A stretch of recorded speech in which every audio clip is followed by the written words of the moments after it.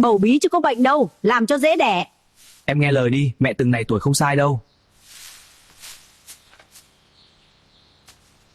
Anh chở em đi khám nhé, em thấy khó chịu quá. Để anh hỏi mẹ đã.